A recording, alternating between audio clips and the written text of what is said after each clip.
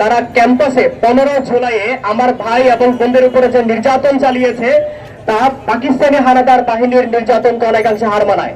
দীর্ঘ 15 বছরে এবং এই 15 জুলাই ছাড়াও তার আগে এবং পরে ঢাকা বিশ্ববিদ্যালয়ে যেখানে যে হলে যে রুমে যে অঞ্চলে ছাত্রলীগ নির্যাতন করেছে তাদের প্রত্যেককেই চিহ্নিত করে আসামি করতে হবে এবং তাদের ছাত্রত্ব বাতিল করতে হবে। বন্ধুগণ, বিভিন্ন আওয়ামী দোসর শিক্ষকদের বিরুদ্ধে যারা প্রোটেকশনে দাঁড়াচ্ছেন তাদেরকেও চিহ্নিত করা দরকার। আমরা দেখছি আমাদেরকে মত প্রকাশের স্বাধীনতার কথা বলা হচ্ছে, আমাদেরকে বলা হচ্ছে যে আওয়ামী লীগকে তো সাপোর্ট করতেই পারে, রাজনৈতিক দলকে তো সমর্থন দিতেই পারে। সেটা ঠিক আছে, আমরা মানলাম যে রাজনৈতিক একটা বায়াস থাকতে পারে, কিন্তু এই বায়াস তো সেদিনই শেষ হয়ে যাওয়ার কথা যেদিন আমাদের ভাই আবু সাইদের মৃত্যু হয়েছে, যেদিন পুলিশের স্নাইপারের গুলিতে আমাদের ভাই মীর মুগ্ধ নিহত হয়েছেন। কিন্তু তারপরেও এই ফ্যাসিবাদী শিক্ষক সমূহ তারা আগস্টের শুরুতে কালো ডিপি দিয়েছেন। কালো ডিপি দিয়ে তারা বলছেন যে আওয়ামী লীগের উপর যে অত্যাচার হয়েছে সেটার বিচার চাই। আরে ভাই, খুনির প্রতি ন্যায় বিচার হবে, কিন্তু সেটা হচ্ছে তারা যে অপরাধ করেছে সেটা সঠিক বিচার, এবং এটা না যে তারা মানুষ মেরে বেড়াবে এবং আমরা বলবো যে এটা ভালো। তো আমরা যে 3টা দাবি নিয়ে আজকে এসেছি সেটা আবার বলতে চাই। প্রথমত, যেসব শিক্ষার্থী গত 15 বছরে অত্যাচার করেছে সেটার বিরুদ্ধে ব্যবস্থা নিতে হবে, মামলা রুজু করতে হবে। ফ্যাসিবাদ বিরোধী যেসব শিক্ষক সাহায্য করেছেন তাদেরকে চিহ্নিত করতে হবে এবং তাদেরকে বরখাস্ত করতে হবে। প্রত্যেকটি কাজে ছাত্রদের বিরুদ্ধে শিক্ষার্থী বান্ধব নয়, শিক্ষার্থী বিরোধী কাজ তারা ঘটিয়েছে। আমরা আমাদের সর্বশেষ যে আন্দোলন ছিল জুলাই বিপ্লব, এই জুলাই বিপ্লব আমরা দেখেছি তারা ক্যাম্পাসে 15 জুলাইয়ে আমার ভাই এবং বোনদের উপরে যে নির্যাতন চালিয়েছে তা পাকিস্তানি হানাদার বাহিনীর নির্যাতনকে অনেকাংশে হার মানায়। মেয়েদের উপর যেভাবে নৃশংস তারা হামলা চালিয়েছে, আমার মনে হয় না এটা কোনোভাবে পাকিস্তানি হানাদার বাহিনীর গণহত্যা থেকে কম। আমরা আজকে এখানে যে দাবিগুলো নিয়ে এসেছি তা হচ্ছে প্রত্যেকটা হামলাকারীর বিচার নিশ্চিত করতে হবে। আমরা দেখতে পাচ্ছি প্রতিটা হামলাকারী ছাত্রলীগের, প্রতিটা সন্ত্রাসী নির্বিঘ্নে ঘুরে বেড়াচ্ছে। কেন? কারণ এখনো তাদের বিরুদ্ধে কোনো আমরা দৃষ্টান্তমূলক ব্যবস্থা দেখতে পাইনি বিশ্ববিদ্যালয় কর্তৃপক্ষের কাছ থেকে। তাই বিশ্ববিদ্যালয় কর্তৃপক্ষের কাছে আমাদের দাবি থাকবে, যারা ক্যাম্পাসে 15 জুলাই এবং এর আগে হামলা চালিয়েছে, আমাদের ভাই এবং বোনদের উপরে নির্যাতন চালিয়েছে, গেস্ট রুমে নির্যাতন করেছে, আমাদের পড়ালেখার পরিবেশ আমাদের জন্য দুর্বিষহ করে তুলেছে, প্রতিটা হামলাকারীর বিচার সুনিশ্চিত করতে হবে। আর যে সমস্ত শিক্ষক, কর্মকর্তা, কর্মচারী যারা এই হামলায় দোষর এবং ছাত্রলীগের পক্ষে অবস্থান নিয়ে শিক্ষার্থীদের মার খাওয়াকে জায়েজ করেছিল, প্রত্যেকের বিরুদ্ধে যথাযথ ব্যবস্থা নিতে হবে।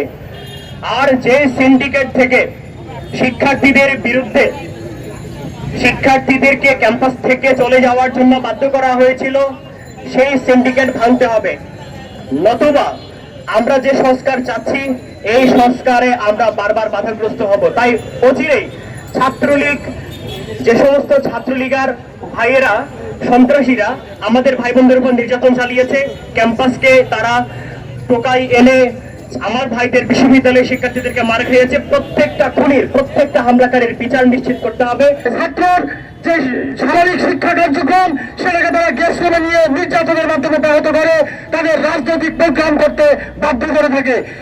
দার্শিক প্রোগ্রামের সময় গোলাম রাব্বানির ফেসবুকে একটি মাত্র হাহারি অ্যাক্ট দেওয়ার কারণে আমাকে রাত 2টার সময়, পরের দিন আমার মিডটার্ম পরীক্ষা ছিল, রাত 2টার সময় হলে ঘুম থেকে ডেকে তুলে নিয়ে নির্যাতন করা হয়।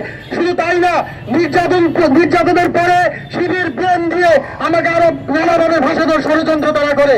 শুধু একদিন নয়, দীর্ঘ 15 বছরে এবং এই 15 জুলাই ছাড়াও তার আগে এবং পরে ঢাকা বিশ্ববিদ্যালয়ে যেখানে যে হলে যে রুমে যে অঞ্চলে ছাত্রলীগ নির্যাতন করেছে তাদের প্রত্যেককেই চিহ্নিত করে আসামি করতে হবে এবং তাদের ছাত্রত্ব বাতিল করতে হবে। বন্ধুগণ, আমরা যখন ঢাকা বিশ্ববিদ্যালয়ে গুটি কয়েক শিক্ষার্থী আন্দোলন প্রতিবাদ করেছি, দূর দূরবর্তী এখানে এসে দাঁড়াতাম 15 জন 8 জন থেকে 10 জনের বেশি আমরা পাইনি।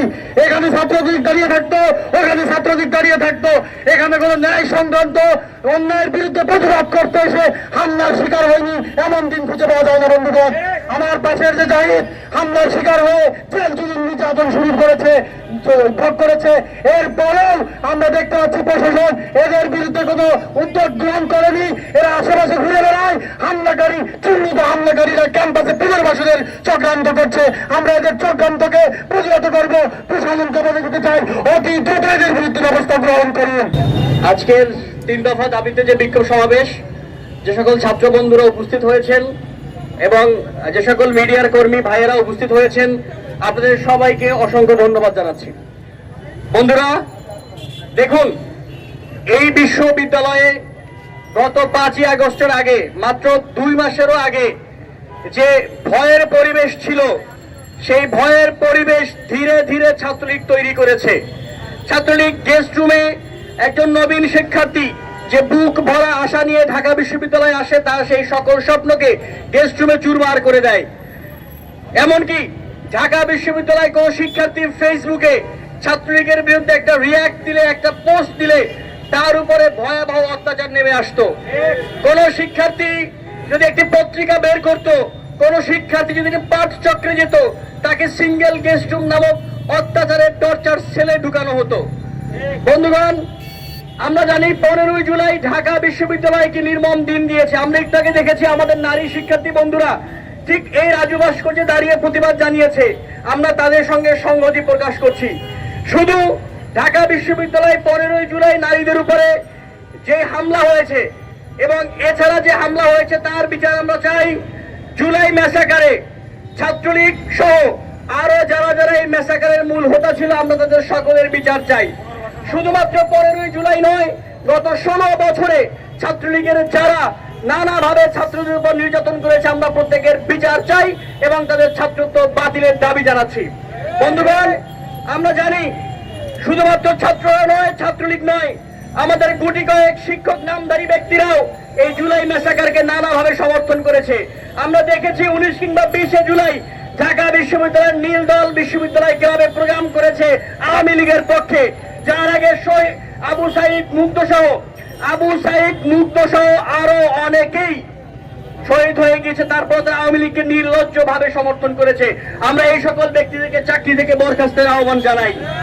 আমরা দেখেছি বিশ্ববিদ্যালয় যে সিন্ডিকেট বিশ্ববিদ্যালয়ের সকল রকমের সিদ্ধান্ত নেয়, সেই সিন্ডিকেটের 18 জন মেম্বারের 12 জন এখনো ফেসিবাদী আমলের। আমরা সেই ব্যক্তিকে দেখি, সেই নিজামুল হক ভূঁইয়াকে দেখি, যে সেই নীল দলের হয়ে বিশ্ববিদ্যালয় ক্লাবে এই গণহত্যাকে সমর্থন করে সংবাদ সম্মেলন করেছিল। আমরা দেখি তিনি এখনো নাকি ফেসিবাদী সিন্ডিকেটের ভিতরে রয়েছেন। আমরা অতি দ্রুত এই সিন্ডিকেট বিলুপ্তের আহ্বান জানাই। সিন্ডিকেট বিলুপ্ত করে দিয়ে জুলাই স্পিরিটকে ধারণ করে এমন ব্যক্তিদেরকে সিন্ডিকেটে অন্তর্ভুক্তের আহ্বান জানাই। সম্মানিত বন্ধুগণ, আমরা মনে করি লড়াই এখনো শেষ হয়ে যায়নি। আমরা একটি স্লোগান দেই, আবু সাইদ মুক্ত, শেষ হয়নি যুদ্ধ। আমরা মনে করি শুধুমাত্র শেখ হাসিনাকে পতনের জন্য আমরা জুলাই আন্দোলন করিনি, বরং শেখ হাসিনা যে সকল ফ্যাসিবাদী বিধি ব্যবস্থা কায়েম করেছে সবগুলোর মথনের জন্য, সবগুলোকে দূর করার জন্য, ফ্যাসিবাদী ব্যবস্থা দূর করার জন্য আমরা আন্দোলন করেছি। যারা আমাদের উপর হামলা করেছে তারা এখন আমাদের সাথে এসে কাজ করছে, তারা আমাদের নাকের ডগায় বিতর্কে ঘুরে বেড়াচ্ছে। মেয়েদের ভাগ্য আজ পর্যন্ত বাংলাদেশের ইতিহাসে যে অবহেলিত নারীরা আছে আমরা, বা মেয়েরা যেভাবে অবহেলিত হয়ে আসছে, আমরা চাচ্ছি না এই জুলাই বিপ্লবের ঘটনাগুলো মানুষ ভুলে যাক, বা আমাদের এই পুরুষতান্ত্রিক বা পুরুষতান্ত্রিক সমাজ ব্যবস্থায় আমাদের কথাগুলো কেউ ভুলে যাক, বা আমাদের এই বিচারহীনতায় দিন কাটাতে হচ্ছে, এই বিচারহীনতায় দিন আর আমরা কাটাতে চাই না। যত দ্রুত সম্ভব যে সকল সন্ত্রাসীরা ছিল তাদের যে ভিডিও আছে, তাদের ফুটেজ আছে, আমরা চাচ্ছি যত দ্রুত সম্ভব তাদেরকে তদন্ত করার মাধ্যমে তাদেরকে খুঁজে বের করে তাদের সর্বোচ্চ শাস্তির আওতায় আনা। আমাদের প্রশাসন এই জায়গায় ব্যর্থ, আমাদের রাষ্ট্রীয় প্রশাসন এই জায়গার মধ্যে তাদের তরফ করছে না। সেই জন্য আজকে আমরা এই প্রতিবাদ সমাবেশের আয়োজন করেছি। আমরা বারবার রাজীব সামনে দাঁড়াচ্ছি, আমরা এই সরকারের পতন ঘটিয়েছি, বিশ্ববিদ্যালয়ের নতুন প্রশাসন এনেছি, তারপরেও আমরা আমাদের সামনাকারীদের সুরক্ষা এখনো করতে পারি। বাহিনী তাদেরকে বিচারের আওতায় আনতে পারেনি। আমাদের মনে হয় সেই জুলাই বিপ্লবের কথাই, সেখানে মেয়েরা প্রত্যেক দিন প্রত্যেকটা কর্মসূচি বাস্তবায়নের কিভাবে এগিয়ে এসেছি। আমরা রাতের পর রাত আমাদের ঘরের তালা ভেঙে আমরা আমাদের ভাইদের সাথে আমরা আন্দোলনে যোগদান করেছি। এবং এর পরে আমরা যখন দেখেছি যে 15 জুলাই পুলিশ পরিকল্পিত একটা হামলা হলো, সেখানে আমরা মানে আমাদেরকে এত কঠোর ভাবে আমাদেরকে পিটানো হলো, আমরা চিকিৎসা নিতে ঝামেলে গেলাম, সেখানে যাওয়ার পরেও এই সন্ত্রাসীরা 2 থেকে 3 বার হামলা করলো। আমার জুনিয়র তার হাত ভেঙেছে, সে তাকে হসপিটালে গিয়েছে, তাকে ওখানে প্রাথমিক চিকিৎসা দেওয়ার পর তাকে বসিয়েছি। বসানোর পর এই 3 বার হামলা হওয়ার পর সে ভয়ে ওখানে আবার ব্যারিকেড করেছে, তাকে আবার তার সেফ ফেরানোর জন্য আবার ডাক্তার ডাকতে হয়েছে। আমরা যে কিরকম বিভৎস একটা পরিস্থিতির মধ্যে দিয়ে তখন গিয়েছি, সেটা আমরা সারা দেশের মানুষ সেটা জানে। মিডিয়া